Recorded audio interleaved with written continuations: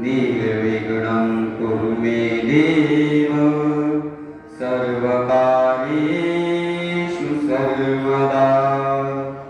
नमस्ते शारदे देवी वीणा पुस्तकधारिणी विद्यारम्भं करिष्यामि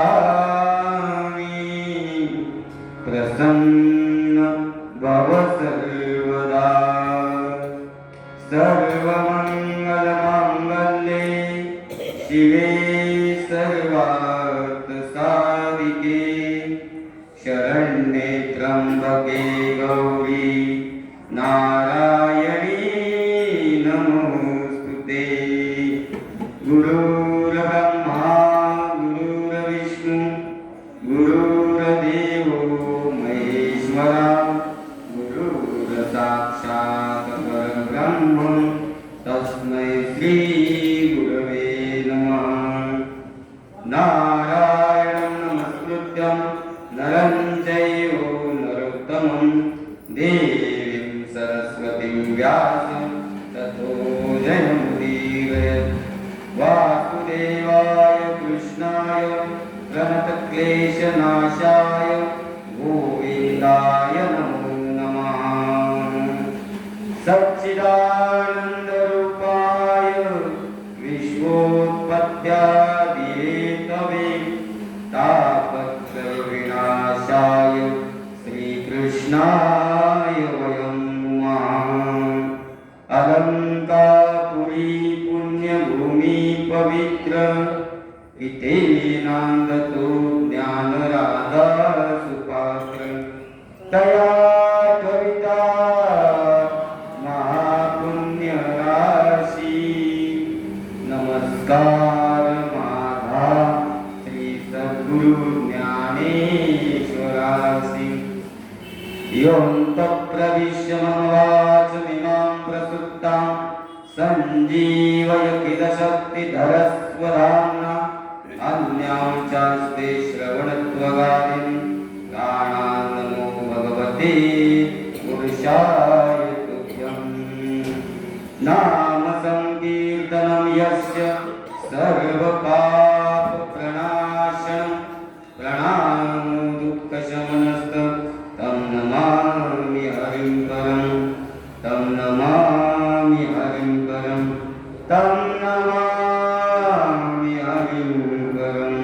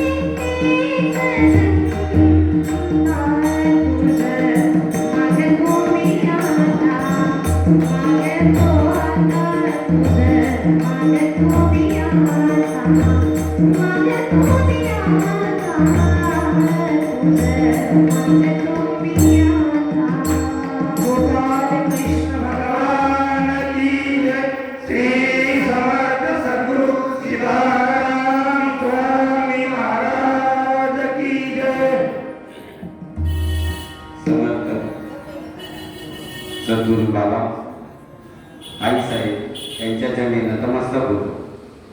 माझ्या आई वडील त्यांच्या चरणी नतमस्तक होतो. इथे जमलेल्या सर्व गुरुबंधू गुरुभगिनी आणि आज कथेला विशेष मृदुंग महर्षी विठ्ठल महाराज मांडले, ज्यांनी आपली कला जोपासली आणि ती कला अनेकांच्या अंगी उतरून समाजाला अनेक नवनवीन मृदुंगाचार्य दिले. म्हणून त्यांच्या आणि त्यांच्या शिष्यांच्या चरणी नतमस्तक होतो. आणि समर्थ सद्गुरू सीताराम स्वामी बाबा यांच्या चरणी प्रार्थना करतो की त्यांना असंच बळ द्या आणि त्यांच्याकडून आणखी मोठं कार्य होऊ द्या, एवढीच मी माझ्या गुरूंच्या चरणी प्रार्थना करतो. तसेच आपल्या गायक कोकिळा मोनिकाताई पंढरी आनंदीची धूळ घेऊन आज आपल्या व्यासपीठावर आलेले आहेत आणि आज सुंदर असं त्यांच्या मुखातून गाणं ऐकल्यावर त्यांचे आभार मानतो. त्यांचे उत्कृष्ट कीर्तनकार आहेत. असो आमचे तुकाराम सर येत आहेत, सरांनाही दंडवत घालतो आणि तुम्हाला सर्व मान्यवरांच्या चरणी पुन्हा एकदा नतमस्तक होतो. काल आपण पाहिलं जडभरत राजा आपला सर्वस्व त्याग करून वनामध्ये आलेले आहे आणि त्यांची नामसाधना चालू झालेली आहे. मंडळी, नामसाधना चालू झाल्यानंतर रोज सकाळी उठायचं, गंगेत स्नान करायचं, सूर्याला अर्घ्य द्यायचा आणि असा त्यांचा नित्य नियम चालत असताना एके दिवशी सूर्याला अर्घ्य देत असताना एका हरणीच्या मागे एक वाघ लागला आणि ती हरिण व्यायला झाली आणि ती घाबरत घाबरत त्या डोहामध्ये उडी टाकते. इकडे ती हरिण प्रसूत होते आणि त्याचं ते बांधकं पिल्लू वाहत वाहत जडभरतांजवळ येते. पाहिलं त्यांनी की साधू म्हणावे तया, ज्याची सगळ्यांभूती सर्वभूती प्रेम असतं त्यांना साधू म्हणतात. आणि मग त्यांनी ते जवळ घेतलं, त्याला पुसलं, आपली शॉल त्याच्यावर टाकली, इथपर्यंत ठीक होतं. पण त्यांनी आपल्या आश्रमात घेऊन आले. आल्यानंतर ते हरिण हळूहळू मोठं व्हायचं. मग तुम्ही कुत्रं पाहा, मांजर पाहा, नाही तर तुमचा मुलगा असतो, ते लागत लागत काय करतं, जवळ येतं आणि मग साधना करणारा माणूस माळ साईडला ठेवतात, त्याला बोलतात, कारण हीच तर माया आहे. आणि मग भगवंताचं नाम साधना करणारा माणूस त्याच्या डोक्यावर हात फिरवतो, बघा किती निरागस आहे, कधी आहे. असं ते हरिण मोठं होता होता आहे. जडभरताचा हात चाटायचा, कधी पाठ चाटायचा आणि जडभरत आपली ती माळ साईडला घेऊन त्याला मांडून द्यायचं, गोंधळायचं. म्हणले ह्या अख्ख्या जंगलात माझ्या वाचून याला कोण आहे. पण सुखदेव स्वामी सांगतात राजा परीक्षितीला, परीक्षिती, ही जी विश्वाची रचना आहे ना, माणसाला वाटतं मी गेल्यावर काय होईल, हा त्याचा भ्रम आहे. कारण इथे रामकृष्ण आले गेले, तेने जग का ओस पडले. तुमच्या राहण्या वाचून या जगात काही नाहीये. सुखदेव स्वामी सांगतात परीक्षितीला, राजन, जो माणूस आपल्याशी बोलत नाही तोच माणूस ज्या वेळेला वार्ता करते की अमुक एक व्यक्ती गेला, तोच माणूस सगळ्यात पुढे धावपळ करत असतो. मरणारे तयार, तुम्ही फक्त मरणाला तयार राहा, लढणारे तयार आहेत, पोचवणारे तयार आहेत. टायर आणि काय पाहिजे ते तुम्हाला जाळायला आणणारे तयार. या जगात कोणीच कुणाचा नसतो. माणूस येताना एकटा येतो आणि जाताना एकटा जातो. परिस्थिती प्रत्येक माणसाचा जन्म हा आत्म उद्धारासाठी आहे आणि उद्धाराच्या तीनच गोष्टी आहेत. एक साधूची संगत, दुसरी साधना आणि तिसरी ती गुरुकृपा. कारण या तिन्ही गोष्टीशिवाय माणसाला काही मिळत नाही. ज्या वेळेला माऊलींनी पांडुरंगाला सांगितलं की तुमचा नामदेव मला तीर्थयात्रेला पाहिजे, त्यावेळेला भगवंत सांगतात एक वेळ माझा प्राण मागा पण नामदेवाला मागू नका.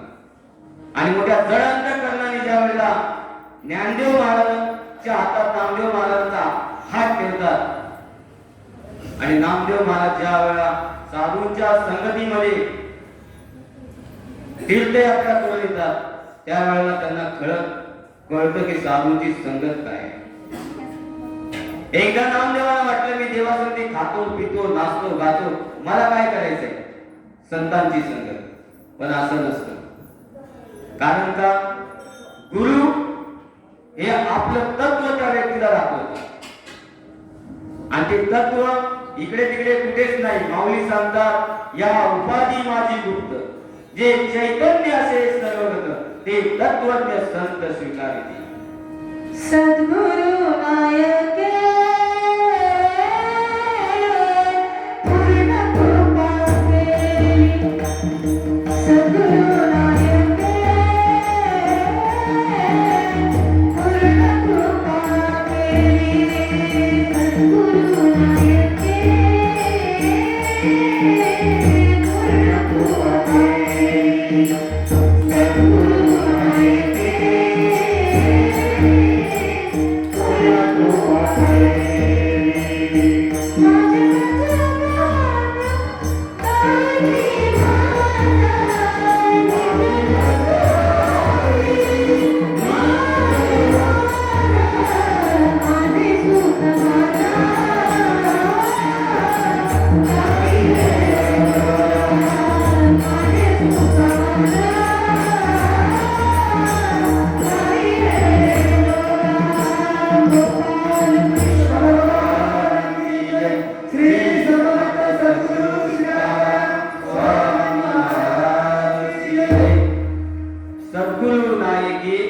कृपा पूर्ण केली. आणि कृपेचा प्रसाद काय माझी मज दाविली निज वस्तू. मंडळी हॅलो मंडळी, देव आणि आपल्यामध्ये एकच पडदा आहे, त्यामुळे देव दिसत नाही. तुलसीदास महाराज त्यांचं वर्णन करून सांगतात, राम पुढे चाललेले आहे, सीता मागे आहे आणि त्याच्या मागे लक्ष्मण आहे. उभय बीच सोवत कैसे, ब्रह्म जीव बीच माया जैसे. पण लक्ष्मण सीता मातेला म्हणत नाही तुम्ही बाजूला व्हा, तर स्वतः लक्ष्मण कधी डाव्या बाजूला जातात तर कधी उजव्या बाजूला जातात. म्हणून नामदेव रायाला सुद्धा अभिमान झाला होता की मला संतांची काय गरज आहे. आणि मग देवाने एकदा सांगितलं, बाबा रे तू काय कर, गुरु कर, त्याशिवाय तुला माझं रूप कळणार नाही. आणि म्हणून त्यांना औंढ्या नागनाथाला पाठवलं. आणि तिथे ज्यांच्याकडून दीक्षा घ्यायची त्यांनी आपले पाय चपलासकट शंकराच्या पिंडीवर ठेवले होते. नामदेव महाराज सांगतात, देवा मला कुणाकडे पाठवलं, ज्याला पाय ठेवायचे माहित नाही त्याचे मी पाय घालायचे का. या मला वर या वर या वर या.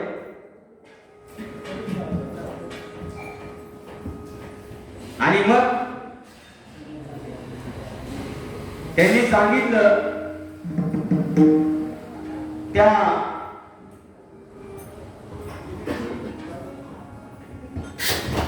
मंदिरामध्ये गेल्यानंतर सांगतात, महाराज तुमचे पाय कुठे आहेत? ते म्हणले मला काय माहित नाही बाबा. अहो म्हणले तुमचे पाय शंकराच्या पिंडीवर आहेत. ते म्हणले हो का?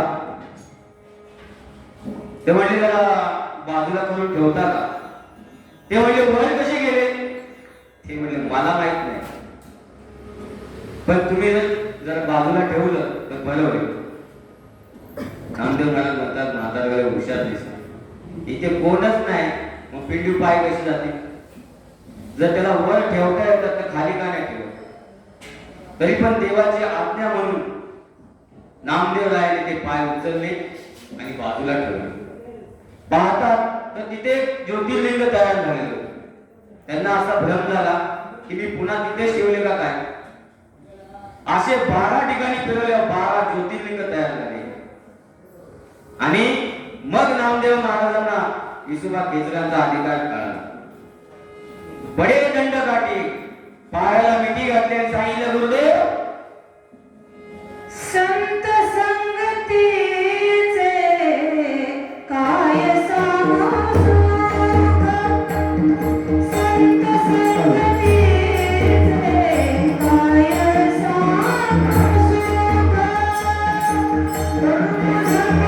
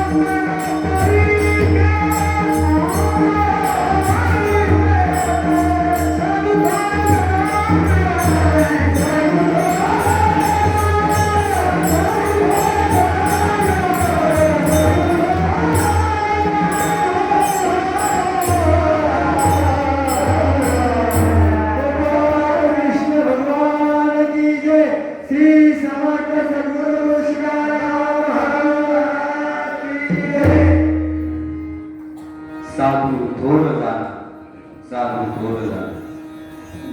लांबचं उदाहरण नको, आपल्या दरबाराचं उदाहरण घ्या. पहिल्या माणसाला बाहेरून कीर्तनकार बोलवावे लागत होते. आता कुणाला कीर्तन द्यायचं हे डोकं घालून आधी केस गेले, कारण कीर्तनकार एवढे झाले. म्हणून साधूंची किमया ही अशीच असते. जे त्यांच्या संगतीत आले, आम्ही तर स्वप्नात सुद्धा बोललो नव्हतो की आम्ही भागवताचार्य होऊ, आमचे सर आहेत तिथे. ते म्हणतात मी तुझा बॅनरवर फोटो बघितला तर मला विश्वासच वाटला नाही की तू असशील, आणि एवढी मस्ती करलो आम्ही असो. आणि त्यांनी सांगितलं, महाराज मला अनुग्रह द्या. आणि मग नाम सगळ्यांना देतात संत, पण कृपा मात्र फार थोड्यावरच करतात. कळलं?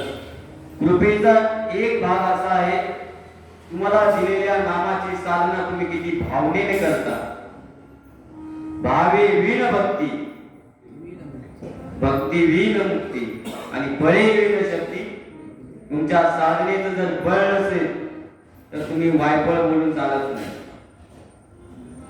आणि म्हणून त्यांनी सांगितलं की तुम्हाला शरण आलेलं आहे. आणि मग नामदेवरायांच्या डोक्यावर हात ठेवलेला आहे, मंत्र दिलेला आहे. आणि ज्या वेळेला नामदेवरायन न्यायालयाला बसलेले असतात आणि भगवंत पुत्र बोलून येतो आणि भाकरी घेऊन जातो, त्यावेळेला नामदेवराय सांगतात, देवा कोरडी खाऊ नका, घास लागेल. आणि ते हसून सांगतात, तुला कसं कळालं?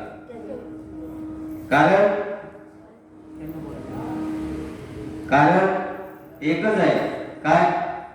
सद्गुरूंना सगळं कळतं कुणाला काय द्यायचंय. आणि मग नामदेवराय भगवंत नामदेवरायला विचारतात, सांग तुझी काय इच्छा आहे? तेव्हा नामदेव महाराज सांगतात, माझे पाय तुझे डोई. काय? माझे पाय तुझे डोई केवी ऐसे करी. पाहता दिसे उपराटे घडलिया भाग्य मोठे. ज्या वेळेला भगवान शंकर पांडुरंगाच्या वाडीत येतात, कारण पहिले वारकरी कोण आहेत? एक मातीचा कापडू महेश. आणि मग ज्या वेळेला पांडुरंग आणि भगवान शंकर समोरासमोर आले, त्यावेळेला शंकराला डोक्यावर घेतलेलं आहे पांडुरंगाने. म्हणून पांडुरंगाच्या डोक्यावर अजून ही पिंड आहे.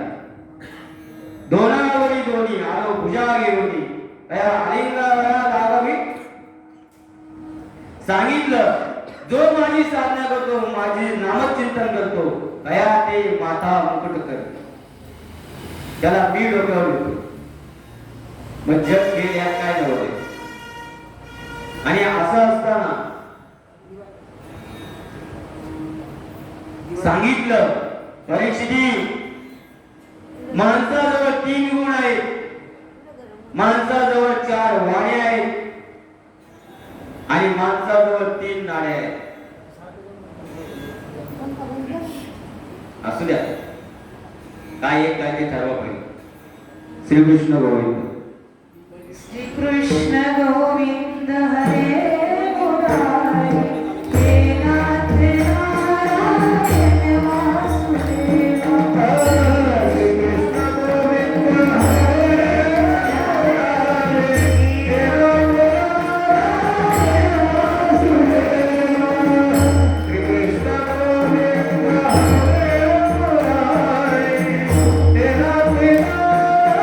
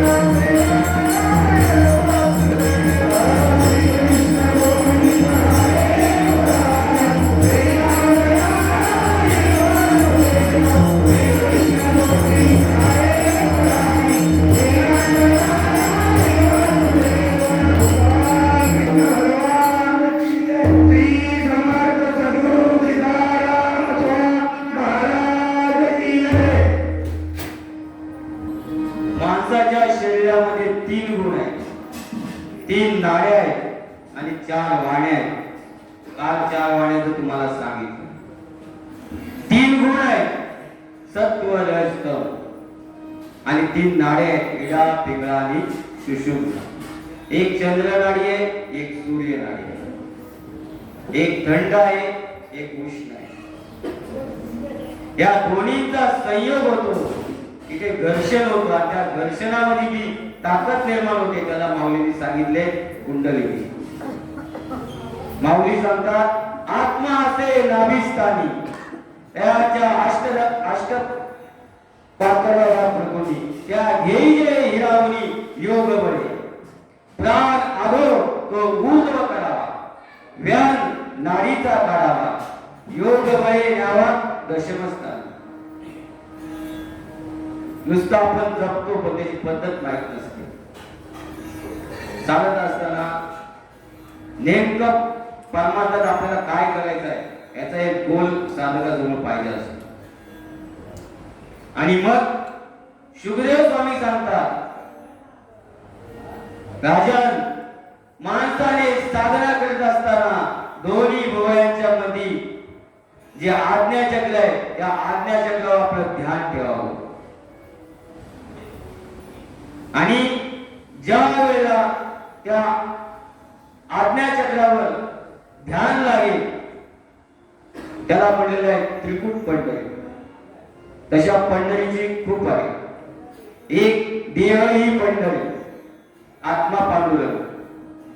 एक त्रिकुटावरी पंढरी, एक सुदर्शनावर पंढरी आणि एक शून्य पंढरी.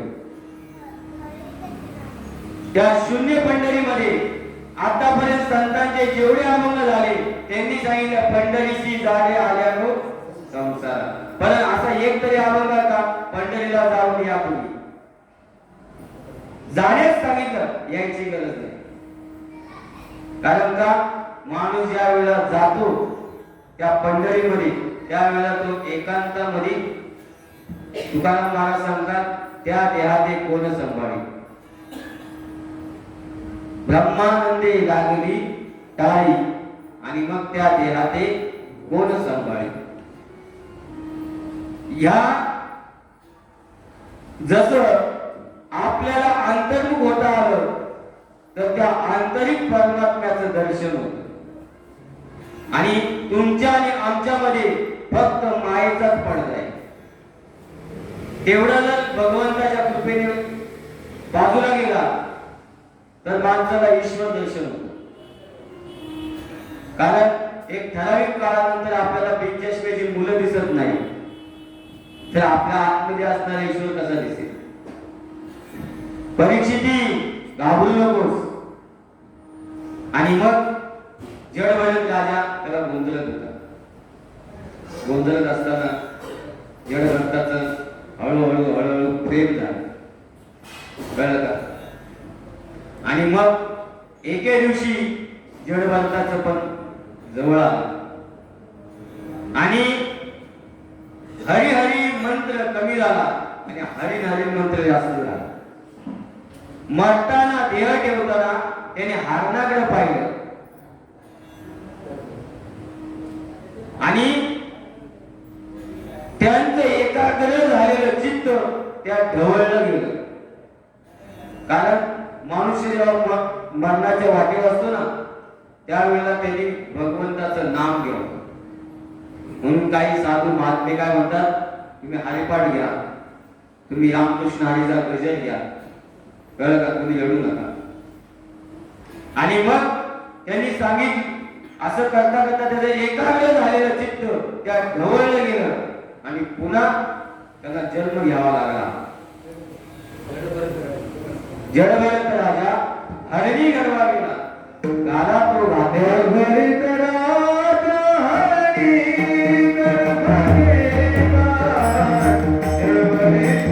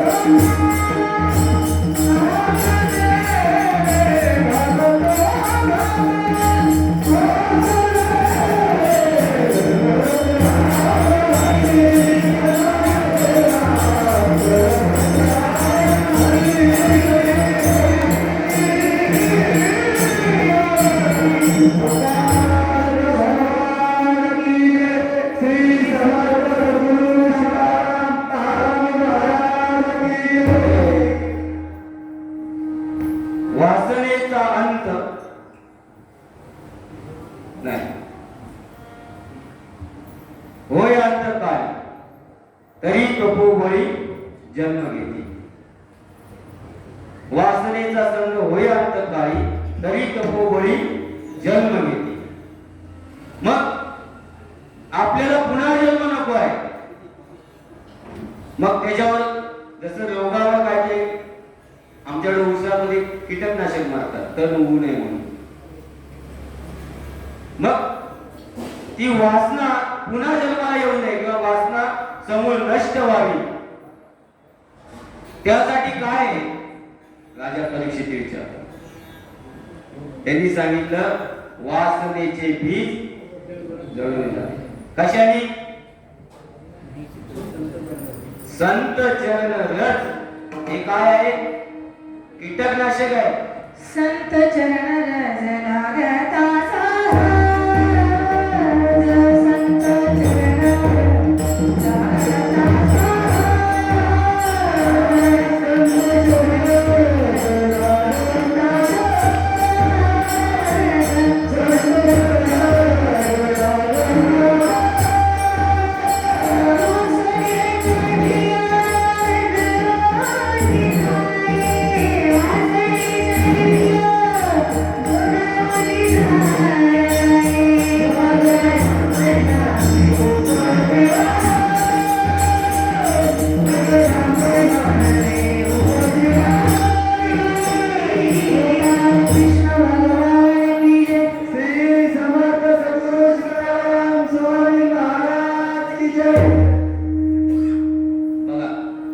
डोंगराला आग लागते किंवा आपण शेतामध्ये गवत टाकून जाळतो त्याला काय म्हणतात कोकणात? तरवे काय असं काय तरी आहे. आणि मग संपूर्ण नष्ट होत. बरोबर आहे. तुम्ही तण पेरता का? मोगवतो. तुम्ही सगळं तर जाळलेलंच आहे. तसं माणसामध्ये वासना नावाची मुळे तो समोर आल्यावर कळतं हे जे नष्ट झाले पण ती वासना आतमध्ये तशीच असते. म्हणून संतांच्या संगतीमध्ये ती वासना समोर नष्ट होते. परीक्षिती जडभरत राजाचं एकाग्र झालेलं चित्त त्या ढवळलं गेलं आणि पार्षदाने सांगितलं तुम्हाला पुन्हा जन्म आहे. परीक्षित राजा म्हणले रात्रंदिवस काकडा केला तरी एकही पाकिट घेतलं नाही कीर्तनाचं तरी म्हणले तरी आहे. तुम्ही सगळ्यांसमोर नाही घेतलं पण मागून नाही घेतलं. मग त्यांनी सांगितलं ठीक आहे. पुन्हा ते जन म्हणजे अंतकालेचे मामेव स्मरण मुक्त्वा कलेवरम जे मरताना माझं स्मरण करतील त्याला त्या योनीत जावं लागेल. आणि मग हरणीच्या गर्भाला आले. पुन्हा जंगलामध्ये फक्त सुकलेलं गवत खात होते. त्या आश्रमात भागवत चाललेलं ऐकत होते. जंगलाला आग लागली ते गेलेच नाही कुठे. त्यात त्यांचा देह गेला. पुन्हा त्यांना ब्राह्मणांच्या घरी जन्म मिळाला. कारण सुभाषित काय सांगतात की बाबाने पुण्यवान झालं तर माणूस स्वर्गाला जातो. पाप पुण्य समान झालं मनुष्य जन्माला येतो. पाप पुण्य समान समी ते पाविजे कर्मभूमी ते होय विषमी नरक अथवा स्वर्ग. पुण्यवान झालं स्वर्गात जाणार, पाप झालं नरकात जाणार. पाप पुण्य समान झालं तुम्ही पृथ्वी तलाव येणार. आणि पृथ्वी तलावाची सगळ्यात मोठी वैशिष्ट्य किंवा सगळ्यात मोठं जे साधन आहे ते नाम साधन आहे. आणि ते फक्त मनुष्य जन्मालाच प्राप्त आहे. स्वर्गामध्ये तुम्हाला अमृत आहे. काय होतं त्या रंभाय उर्वशी आहेत. कळलं का? आता तुम्ही मला तुम्हाला कसं माहिती? आमचा आजा अजून स्वर्गात आहे. त्यांनी कालच फोन करून सांगितलं काय आपल्या पृथ्वी तलावाची स्थिती काय. म्हटलं अजून एक नवीन वायलेट आलेला आहे. म्हटलं ठीक आहे मी पुढच्या प्रयत्न करतो. आणि मग तिथे तुम्हाला स्वतंत्रता नाही, फक्त जे आहे ते पुण्य भोगायचं. मग पुण्याची पावटी सरे सवेची इंद्रपणाची उटी उसरे परत येऊ लागते मागारे मृत्यू लोका. थोरवीचे मान पाय पा जो सृष्टी बीजाचा साठोपा तोही पुनरुक्तीचे पापा शेग झाला. ब्रह्मदेवाला सुद्धा मरण नाही. पण तुम्ही आम्ही कोण आहे? आणि म्हणून तुला जर मुक्ती पाहिजे असेल तर ह्याच जन्मात भजन कर.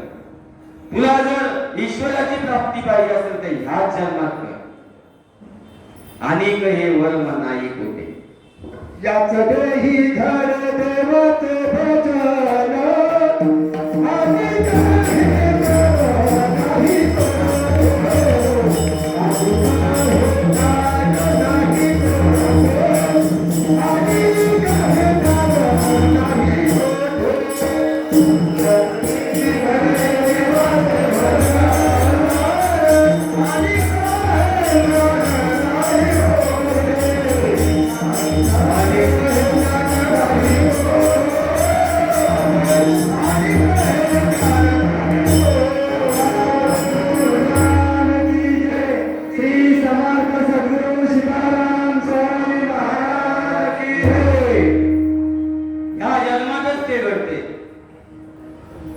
पण माणसाचा आळस त्याला ते करू देत नाही. मला सांगा 2 महिने गायत्री हवन कशासाठी ठेवले? साधना करा आणि मागा ईश्वराला. आपण दुकानात जातो 20,000चा मोबाईल असतो आणि तुम्ही जर म्हणले की 2,000 आणले द्या, तोपर्यंत मोबाईल मिळेल पण बटनवाला मिळेल, स्क्रीन टच मिळणार. म्हणून या 2 महिन्याची साधना बाबांनी सांगितली. कशाला सांगितली? कारण जे मला शरण आलेले आहेत त्यांचाही उद्धार झाला पाहिजे. बाबा नेहमी सांगायचे 2 महिन्यात तुम्ही कुणाला भांडू नका, कुणाला वाईट म्हणू नका. तुमच्यावर अनेक संकट येतील, तुम्ही नाम चिंतन करा. असो, पण आपण कसं आहे ऐकल्यासारखं करायचं आणि बाहेरचं सोडून घ्यायचं. सोनारी फुकली नळी इकडून आले तिकडून गेली. कारण साधू संतांनी आळंदीची वारी पंढरीची वारी कशासाठी केली? तुमच्या आमच्यासाठी केलेली. कारण महात्मे येतात जगाच्या कल्याणात संतांची वृद्धी. त्यांना माहिती असतं आपण जो फायदा पाडून देऊ. श्रीपाद बाबांनी काय केलं होतं? स्वतः पालखत गळ्यात घालून वारी केली होती. एकटे होते. कळलं का? आज लोक माऊलीच्या पादुका घेऊन आळंदीवरून पंढरपूरला जातात. का? कारण संतांचं महत्व हे लगेच कळत नाही. आणि मग ते हरी पुन्हा ब्राह्मणाच्या घरी भरत म्हणून जन्माला आला. आणि त्याने ठरवलं आता आपण कुणाशीच बोलायचं, कारण बोलल्यामुळे संबंध वाढतो किंवा संबंध बिघडतो. आणि मग ते काही बोलायचं नाही, काही नाही. त्यांचे वडील उत्कृष्ट ब्राह्मण होते. कळलं का? बघा कुणाच्या पोटी कसं मूल जन्माला येईल हे त्या स्त्रीच्या हातात आहे. भगवान गोपाल कृष्णाला अवतार घ्यायचा होता, पण कुणाच्या पोटी घ्यायचा? पण कृष्ण आणि सुतपा यांनी अनेक लाखो वर्ष तप केले होते. जसं जेवायच्या आधी हात धुवायचे असतात. तुमच्याकडे काय पद्धत आहे? आमच्याकडे 2 वेळा धुतात, एक जेवायच्या आधी आणि एक जेवल्यानंतर. तसं जन्माच्या आधी पोट साफ असावं आणि जेवणाच्या आधी हात स्वच्छ असावे. मग भगवान गोपाल कृष्णाने पाहिलं आणि त्यांनी सांगितलं, कृष्ण आणि सुतपा हे 2च व्यक्ती चांगले आहेत की मी त्यांच्या पोटी जन्म घेऊ शकतो. आणि मग हे असे महात्मे त्या पोटी जन्माला येतात. असो, आणि मग ते कुणाशीच बोलत नव्हते.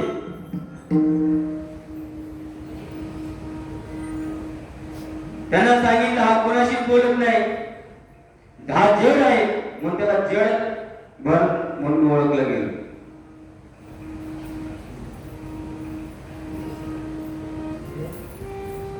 शिफ्ट चेंज झालं. आणि मग कुणाशी बोलत नाही, काय नाही, त्याला हाकलून दिलं. इकडे शेताचे राखण करायचे, ते नाम चिंतन करायचे, शेत सगळं चिमण्याने खाऊन टाकलं.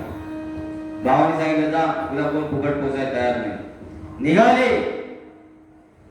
निघाल्यानंतर त्याच अरण्यामध्ये काही भिल्ल लोक होते आणि त्यांना देवीला एक बळी द्यायचा होता. त्यांनी पाहिलं की हा धड दाखट दिसतोय म्हणून त्याला पकडलं. पकडल्यानंतर त्यांचं 1 नाही 2 नाही, त्यांचं नामचिंतन चालू होतं. गेलं, आंघोळ घातली, कळलं का? आंघोळ घातल्यानंतर त्याच्या डोक्यावर शेंदूर तापला आणि त्यांच्या देवी समोर उभं केलेलं. उभं केल्यानंतर जड भरत राजा काहीच बोलत नव्हते. त्या मूर्तीकडे पाहिलं आणि मूर्तीकडे पाहिल्यानंतर सांगितलं, तू ह्यांची आई आहे, मी माझ्या आईला प्रार्थना करेन. आणि जड भरताने हात जोडले आणि सांगितलं, आई गिरी नंदिनी नंदित मेदिनी विश्व विनोदिनी नंदनुते विंध्य शिरोदिनी वासी विष्णु विलासिनी विष्णुनुते भगवती एक कुटुंब कुटुंबिनी भूरि कुटुंबिनी भूरि कुटुंबिनी जय जय हे महिषासुरमर्दिनी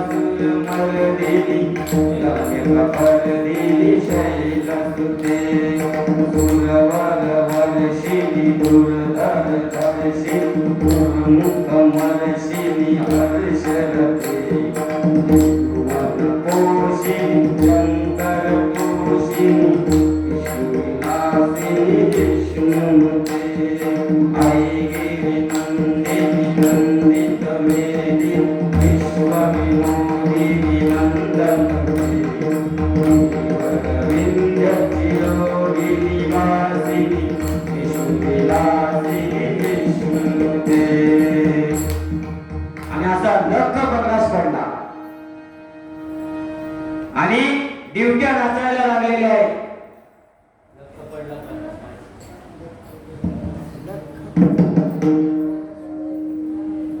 लख पडला प्रकाश दिवट्या मशालीचा गोंधळाला उभा गोंधळी भवानीचा.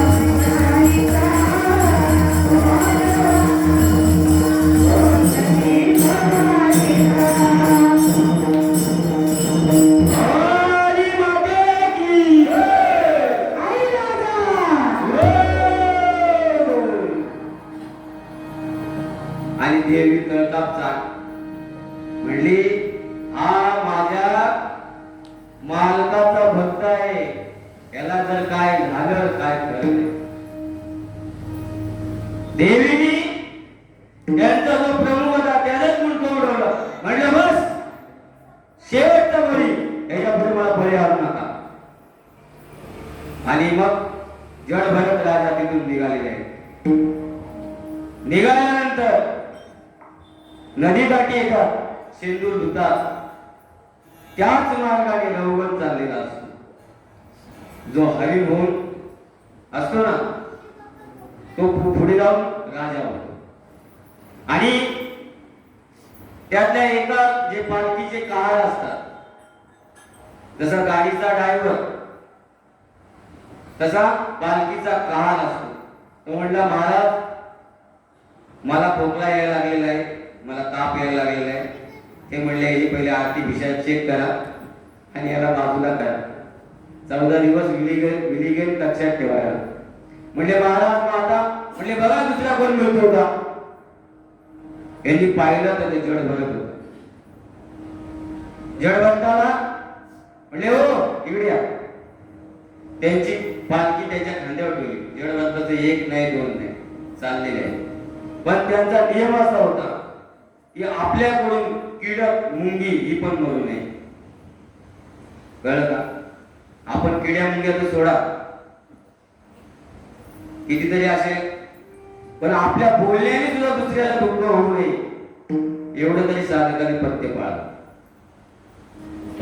आपण काय लोकांना असं बोलतो ते समोरचा माणूस म्हणतो तो भेटला नाही तर बरा होतो. काय शिला मग नाही तुम्ही म्हणत नाही. कारण बऱ्याच माणसाला वाटतं की हा माणूस भेटू नये आणि नेमका तोच माणूस समोर येतो. आनंदाचे येतो. कारण का ज्या वेळेला आपण घरातून बाहेर पडतो त्यावेळेला आपल्या पितरांना, आपल्या कुलदैवताला, ग्रामदैवताला वंदन करून निघावं. आपल्या आई वडिलांना वंदन करून निघावं. काही माणसांच्या घरामध्ये जे दोष येतात त्याचं एक कारण आहे आपण पितृ, कुलदैवत आणि ग्रामदैवत सांभाळत नाही. ग्रामदेवताला आणि कुलदेवताला वर्षातून एकदा तरी त्याची ओटी भरावी. त्याचं काय असेल ते त्याला द्यावं मानपान. पहिल्याची लोक वेळी नव्हती. आता लोक काय म्हणतात दगडावर दूध ओतून काय मिळणार आहे. सायन्स. कळलं का. अरे पण तो जी श्रद्धा आहे जी बाबा त्या श्रद्धेने माणूस पाप कर्म करत नव्हता. आता तर सगळंच मोबाईलवर आले. पत्रिका मोबाईलवर, मुलीला मुलगा बघायचा मोबाईलवर, मुलीने होकार पण द्यायचा मोबाईलवर.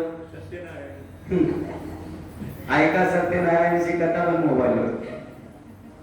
सगळं मोबाईलवर आलेलं आहे. कळलं का.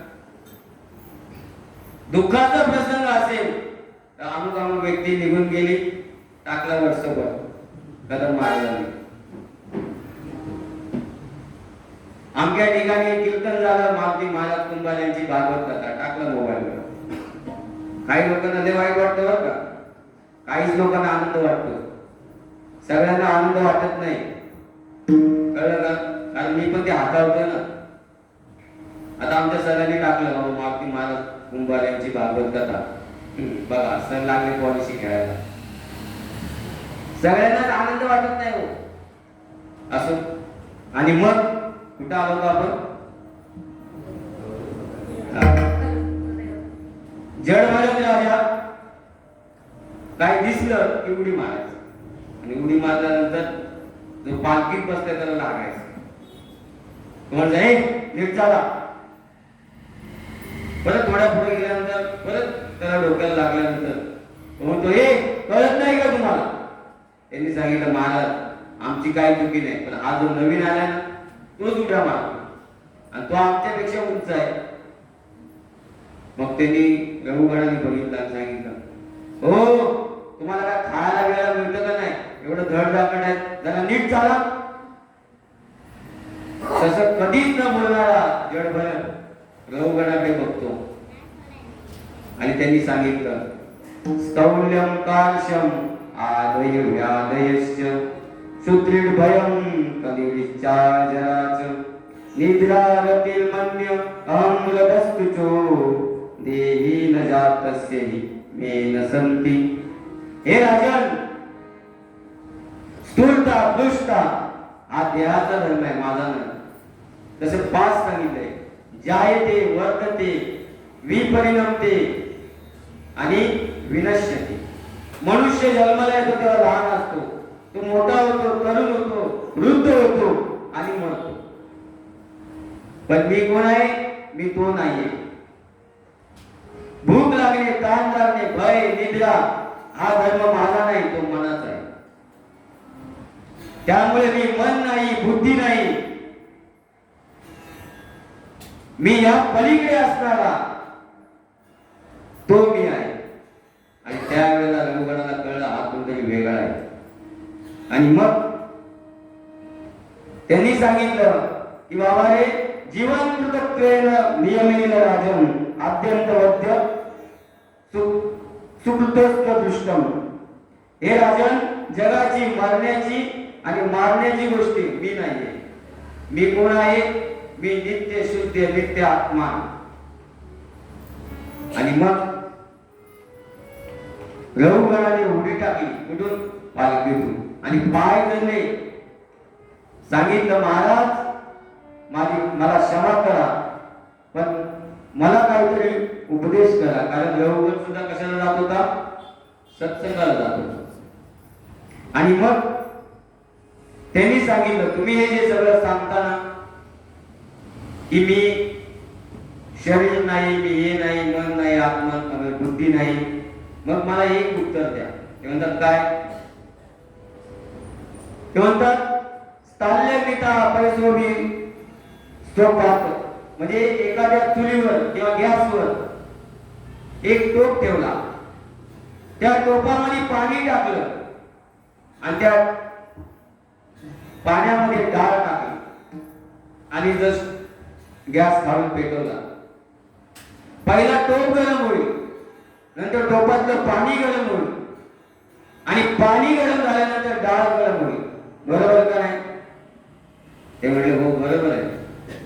मग मला सांगा, जर देहाचा संबंध इंद्रियाशी आहे, इंद्रियाचा संबंध प्राणाशी आहे आणि प्राणाचा संबंध मनाशी आहे, मग मनाला होणारं दुःख आत्म्याला का होणार नाही? त्यांनी सांगितलं बाबा रे, तू जे सांगतो ना ते सगळं बरोबर आहे, पण आत्म्यामध्ये कोणताही विकार नाही किंवा आत्म्यामध्ये कोणताही गुण नाही. तो कसा आहे?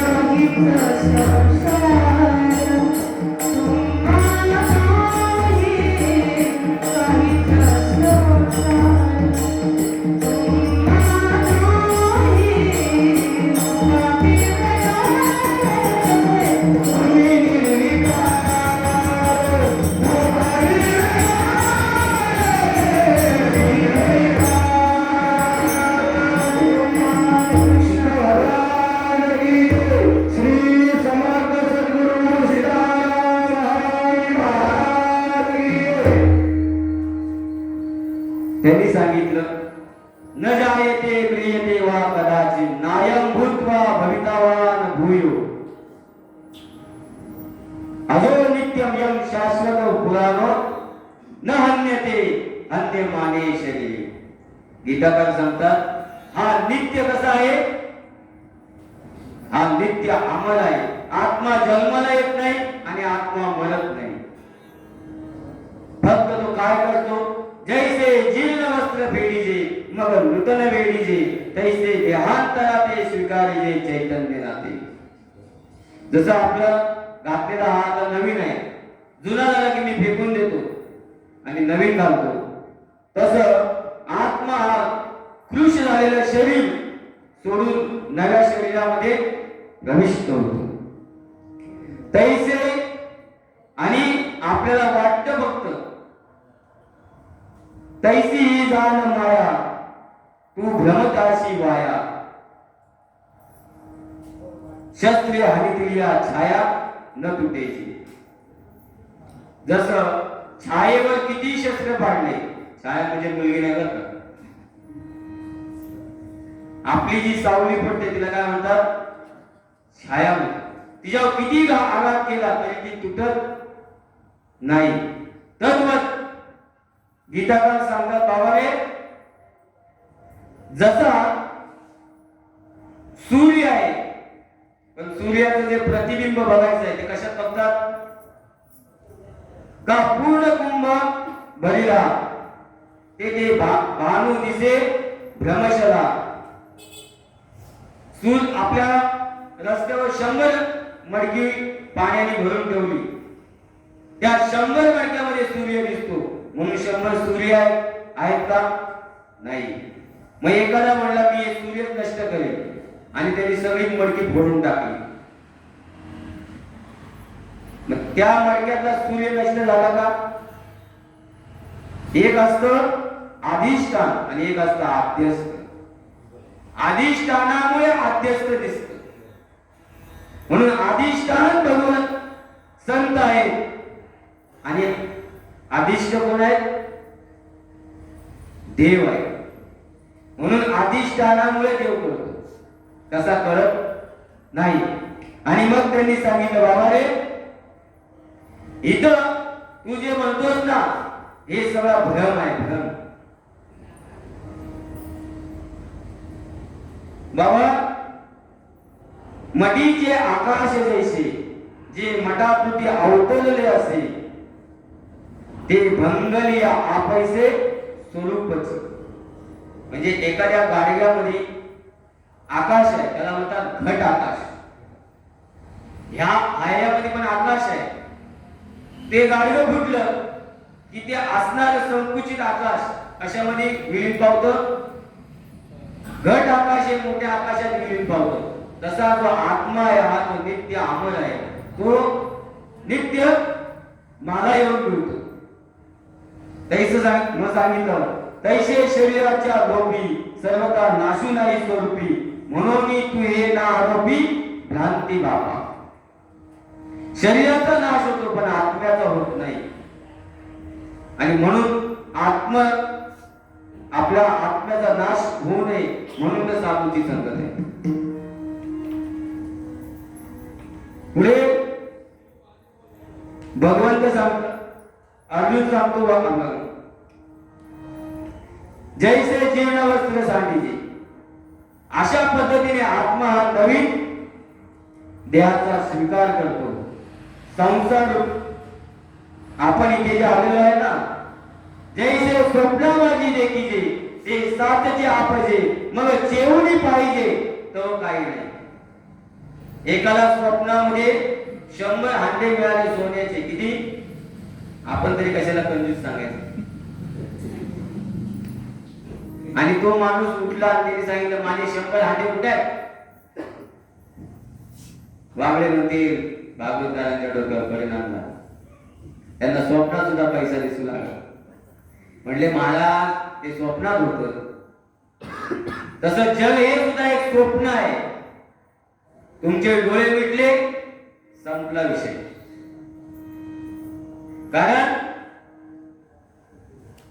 जगत फक्त आपण जिवंत आहे म्हणून आपल्याला वाटतं हे जगत आहे.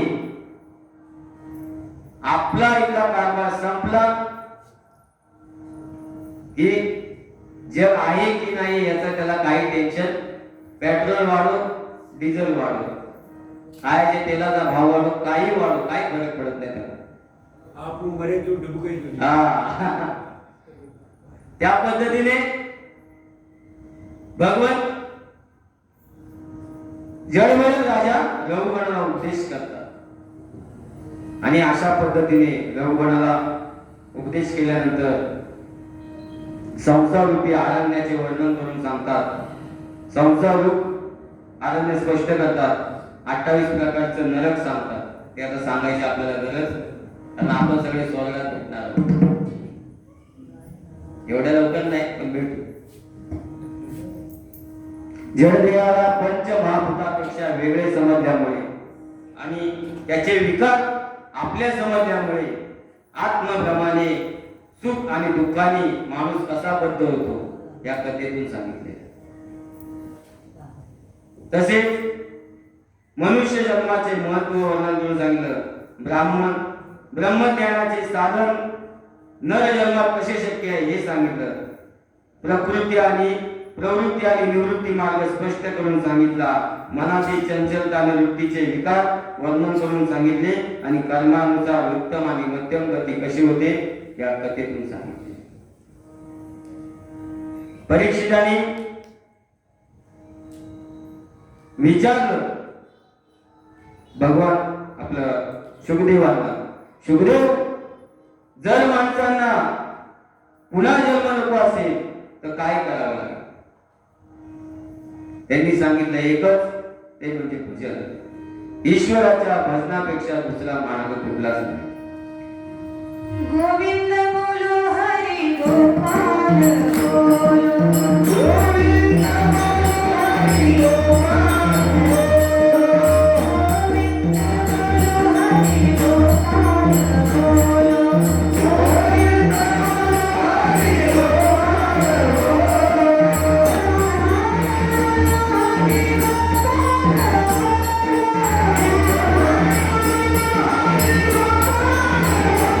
हरी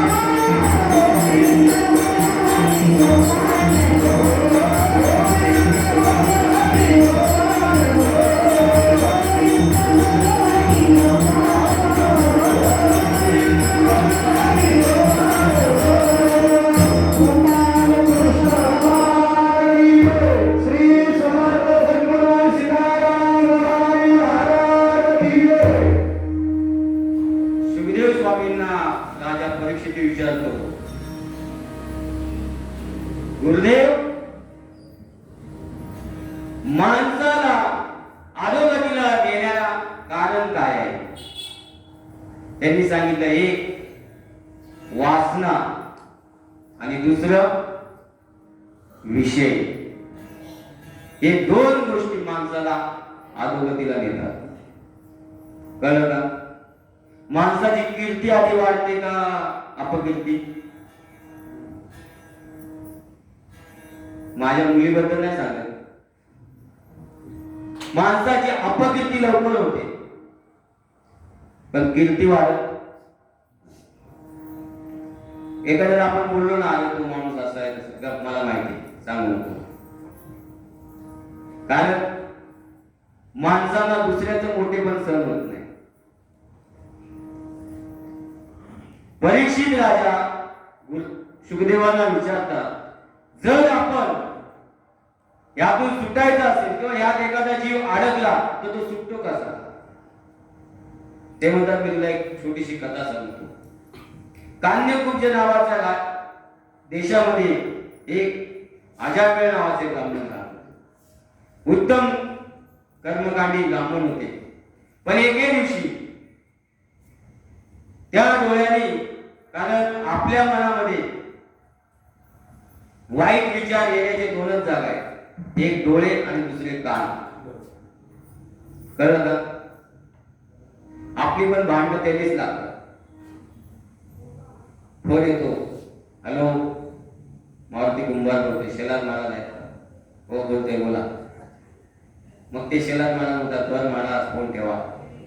आणि मग ते गीताराम महाराजांना फोन करतात, महाराजांचा फोन आला, असे असे बोलले असं असं सांग. मग ते म्हणतात हो का, बघतोच त्यांना आज, येऊ द्या कधी. माणूस पुढच्यानी काय सांगितलंय हे कोंडी देऊन सांगतो, पण स्वतः काय बोललाय हे सांगत नाही. कळलं का? आता तर फोनवर बोलायची पण भीती वाटते, माणसं रेकॉर्ड करून ठेवतात. काय टेक्नॉलॉजी आलेली आहे. कळलं का? कुठे माणूस कुणाला कधी फसवेल सांगू शकत नाही. आम्ही एकदा जळगावला येतो आणि तिकडे युपीची माणसं लय दादागिरी करतात. जोपर्यंत 40 गाव जळगाव लागत नाही ना तोपर्यंत मला एकाने सांगितलं महाराज तुम्ही काहीच बोलायचं नाही, शांत राहा. ठीक आहे म्हटलं, आमचं रिझर्वेशन आहे तरी म्हणतात आम्हाला पण बसायला जागा द्या. म्हटलं ठीक आहे बाबा जाऊ द्या. म्हटले महाराज तुम्ही शांत बसा, फक्त जळगाव 40 गाव येऊ द्या, मग बघा. आपल्याला काय करायला म्हटलं, त्यांनी घेऊन गेले त्या गेलो. जसं जळगाव 40 गाव आलं तशी 4-5 पोरं खाली उतरली. त्या 2-3 जी युपी बिहारची जी माणसं होती त्यांना दूध उठला आणि त्यांनी एकाने फोन केला RPF वाल्याला आणि त्याचाच मोबाईल त्याच्या खिशात टाकला. म्हटलं ये मेरा मोबाईल चोरी करके भाग रहा था. ते बोलले असं का, मराठी का तुम्ही? हो म्हटले. घेऊन गेले त्याला.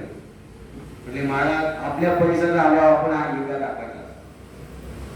म्हटले ही पण शाळा आपल्याला शिकली पाहिजे.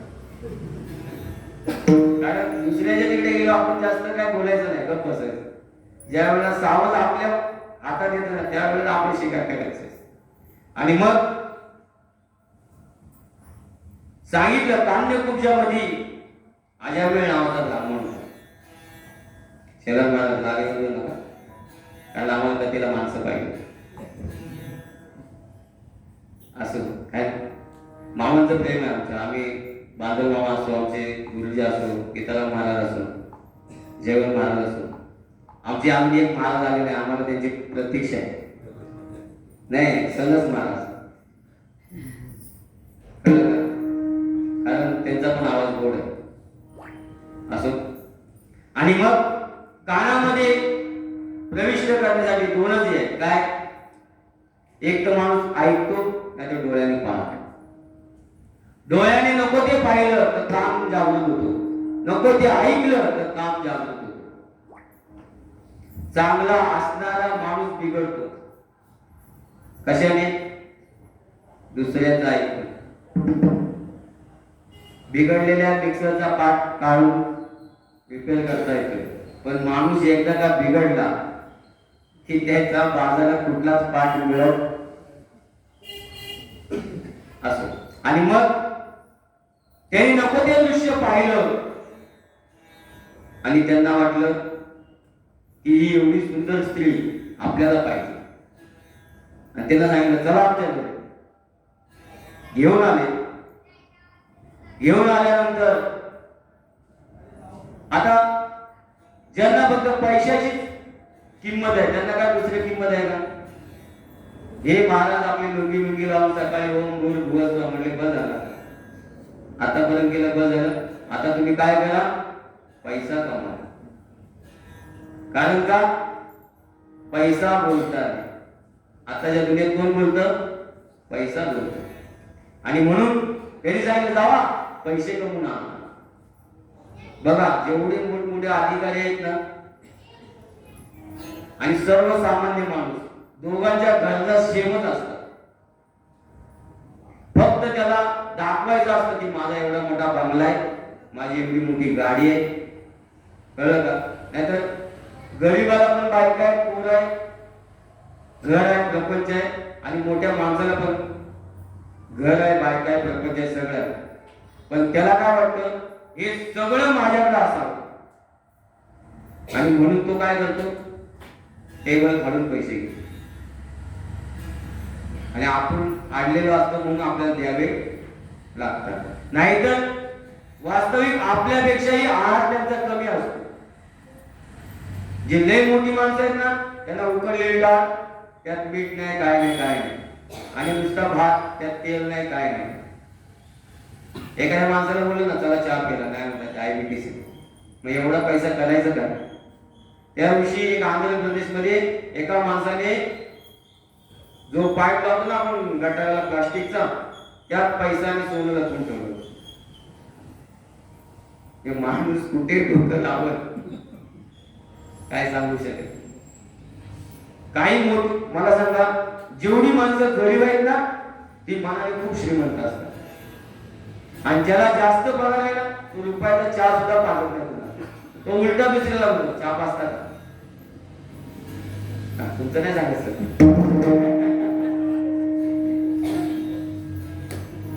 कारण का त्याला वाटतं की मी जे कमवलंय ते खरंचलं नाही पाहिजे, आणि गरीबाला काय वाटतं माझ्याकडून काहीतरी दान झालं पाहिजे. म्हणून गरीबाचा चहा हा कपाच्या वर असतो, आणि श्रीमंताचा चहा कप मोठा असतो पण तळा एवढाच असतो. कळलं का. आणि मग तो पैसे कमवायच्या मागे लागला. पैसे कमवता कमवता तो चोरी करू लागला, डाका टाकू लागला, आणि एक दिवस मोठा डाकूच झाला. कर्म सर्व संयोगाने त्याला दिवस गेले, आणि एक दिवस त्यांच्या राज्यामध्ये साधू आले. विचारलं की बाबा इथे कोण एखादा भगवत भक्त आहे का, तिथं आमची सोय होईल. चहा पाणी आता जशा दिंड्या जातात, कळलं का. आम्ही पण एकदा पायवारीला गेलो होतो. मरणाचे बिस्किट पुढे, एवढे एवढे बिस्किटचे पुढे, पाण्याची बॉटल, आणि बरेच काही कपड्यापेक्षा जास्त भरून आणलं होतं. बायको म्हणली दर महिन्याला वाढीला आपण बॅग भरून आणा. पुऱ्या रस्त्याने लोक कोण खिचडी वाटतंय, कोण काय वाटतंय, कोण पाणी वाटतंय, आणि कोण कुणाला काय नाही, फक्त एवढंच माऊली जय, माऊली रामकृष्ण, माऊली एकच. मग तिथे दुसरं नाव नाही. कळलं. पण जे खरंच निष्ठावंत वारकरी आहेत ना ते आपली जागा सोडून जात नाही. जे ज्ञानेश्वर महाराजांच्या मागे जे दिंडीत चालतात ना तिकडे सोनं वाटल्या लोकांनी, पण ते जे आपली दिंडी क्रमांक आहे ते सोडून जात. एवढी निष्ठा देवावर असावी लागते. आणि मग त्यांनी चोरी करायला सुरुवात केली. केल्यानंतर त्या याच्यामध्ये साधू आले आणि विचारलं इथे एखादा कोण संत महात्मा किंवा भगवत भक्त आहे का. मग माणसं नाही विचित्र, आता जेवायचीच आहे ना याची. सांगितलं आमच्या गावामध्ये एकच हरिभक्त आहे अजानक, त्याच्यासारखा भक्त नाही पुढे आमच्या पंचक्रोशीत, तुम्ही तिथे जावा. मग त्यांची ही यात्रा गजर करत करत तिथे चाललेला आहे. जय जय राम. जय जय राम. जय जय राम कृष्ण हरी, जय जय राम कृष्ण हरी, जय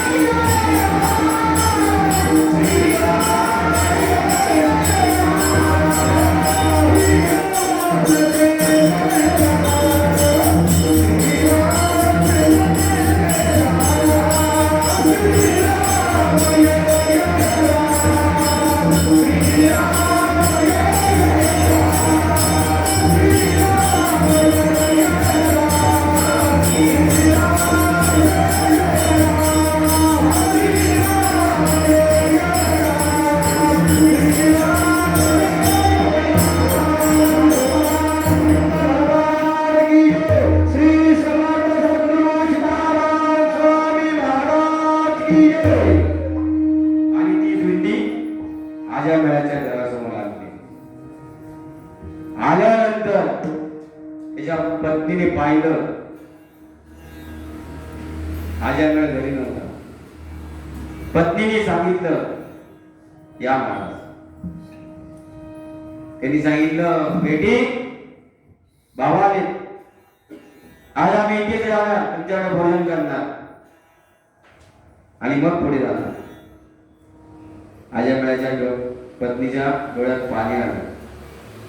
सांगितलं महाराज तुम्ही आले खरं, पण माझ्या घराची इतकी पवित्रता नाही की मी तुम्हाला पाणी सुद्धा देईन. आणि साधू म्हणाले सर्वाभूती भाव भक्तांचा स्वधर्म. आणि ज्या वेळेला त्या साधूंनी आजावेळाच्या पत्नीवर कृपादृष्टी केली, म्हणले नाही. सांगितलं बाबा हिचा नवरा राखतोय आणि इथे जे आमंगल आहे लुटलेलं सगळं द्रव्य आहे, आपण इथं थांबायचं नाही. त्यांनी सांगितलं मी तिच्या हातून पाणी पिलेलं आहे आणि त्या पाण्याची तरी उतराई होण्यासाठी आपल्याला आजच्या दिवस थांबलंच पाहिजे. अहो म्हणले आपल्याला काय घालू नका. आणि मग तिने सांगितलं मी जरी तुम्हाला बनवून देऊ शकले नाही, कारण का माणसाने कुणाच्या हातचं खावं याला पण मर्यादा आहे बरं का. कारण बनवताना ते विचार शुद्ध पाहिजे. आता हे वडापाव बनवतात ना, एकमेकाला शिव्या देत असतात. इधर 10 रुपया 10 रुपया, तो इधर आओ गरम आहे 12 रुपया. तर ते फक्त पैसा कमवण्यासाठी. आणि मग त्यांनी सांगितलं हे सगळं सामुग्री घ्या, इथे तुम्ही चूल बनवा, तुमच्या हाताने बनवा, खावा. पण काय माहिती माझ्या कुठल्या तरी जन्माचं पुण्य फळे मौत दिवसा, भाग्य उदयाचा ठसा, झालो सन्मुख तो कैसा संत चरण पावलो. बाबा माझं कोणतं असं भाग्य आहे की संत माझ्या दारात चालून यावे. आणि म्हणून त्यांनी दिलेलं आहे ते सगळं चाललेलं आहे. आणि संध्याकाळचं जागरण चालू होतं तोपर्यंत आजा मिळाली एवढी मोठी पोटली भरून आणली. ते म्हणले आपल्या गावात सत्ता आवाज कुठून येतो. म्हणून जसा घराकडे निघाला तसा आवाज वाढत होता. वाढल्यानंतर बघतो तो ह्याच्याच घरापाशी सगळे. आणि त्यांनी सांगितलं होय हे बंद करा पाहिजे. अहो महाराज आम्ही आता वाडीला निघालो, मी सांगतो ना बंद करा. तेवढ्यात त्यांची बायको म्हणाली आता तर भजन चालू होतं, बंद कसं काय झालं. म्हणजे नक्कीच माझे पती देव आले असते. कळलं ना. कारण काही सप्ते बंद पडायला काही माणसं कारणीभूत असतात. ते म्हणतात महाराज असं लय ते निकम महाराज खाऊ खात होते, आपण पट्ट्याने सप्ताच बंद पाडला. अरे काय. आणि मग बायकोला वाटलं की हेच व्यक्ती असणार. आली बाय काय हो मला कळतं का नाही. अगं हे मीच बोलवले असं आहे का, चालू दे. कारण बायको पुढे शांत पण नाही. माणसाने 2 जागी उभं राहू नये. कळलं का. एक मालकाच्या समोर आणि गाढवाच्या मागे. कारण मालक काय बोलेल सांगू शकत नाही. आणि मालक गाढव कधी लाभ मारू सांगू शकत नाही. आणि मग तिने सांगितलं राहू द्या, हे माझ्या मायाची माणसं आहेत, पंढरपूरला चालले, माझ्या ओळखीने इथे आले, असं आहे का म्हणले. ठीक आहे. आणि मग पुन्हा भजन चालू झालं.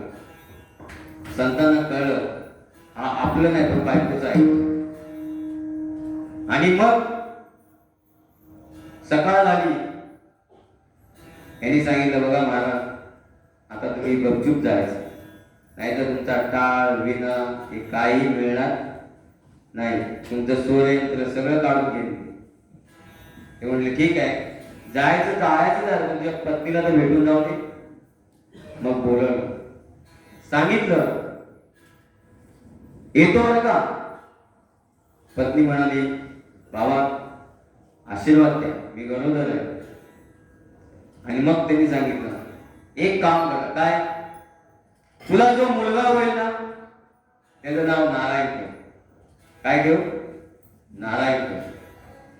आजांना म्हटलं हे काय जुनं नाव आहे, आपल्याला काहीतरी एकदम फॅन्सी नाव ठेवलं पाहिजे. कळलं का? काय काय माणसाची नावं इतकी विचित्र आहे ना की घेताना पण टेन्शन येतं. एका मुलीचं नाव होतं कावळ्या. तिच्या आजीला म्हणताच यायचं, ती म्हणजे कावळ्या.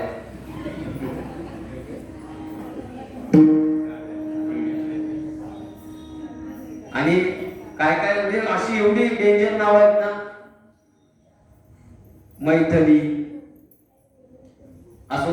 आणि मग त्यांनी सांगितलं हे बघा ते सांगतायत ना, ठेवा, तुला आवडलं का मग ठेव, तुला आवडलं की संपला विषय.